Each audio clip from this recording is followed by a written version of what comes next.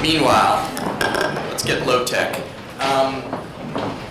The next three sessions are really how we're viewing drivers for adoption. Of course, we still need those validation standards, and we will be getting back to that this afternoon. And once we have those validation guidelines, it's really going to be important to the success of those guidelines that we have a clear strategy for adoption implementation. So that's really what these sessions are focused on. We just talked about the role of producers. I think that was a great session, and even in that discussion there was some allusions to proficiency training, the responsibilities not just of the companies, the producers, but also the end users, including the academic community as well. So those are one session will be focused, in fact, on training, and I showed you, and I'm going to try to show you a slide yesterday morning from a survey we did last year that was published in Biotechniques earlier this year. I'm not going to go through it again, but there was some pretty disturbing responses from junior responders in terms of the necessity or lack of necessity of validating antibodies and why that was important.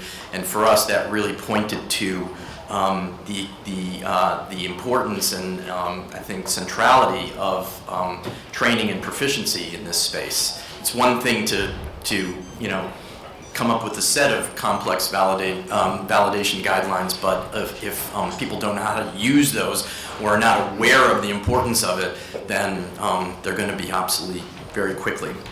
So in the funding area, we've also outlined ways in our consensus papers that we provided you in the workshop, the role that funders can play, and even it's a good place to sort of re-acknowledge the fact that this very workshop was funded by a very generous Earth 13 grant from NIH. And after lunch, you'll be hearing from Jim Anderson, who will take the perspective of a small funder called the National Institutes of Health, and why this is an important issue from the funding perspective.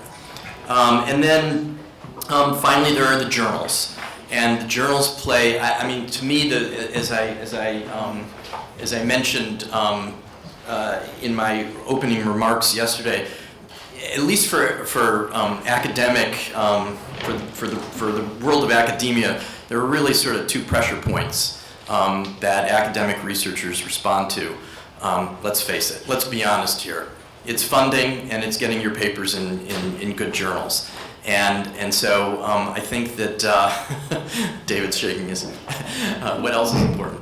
And the journals have responded over the last several years, and there are a number of guidelines that a number of key journals have come out with, have described.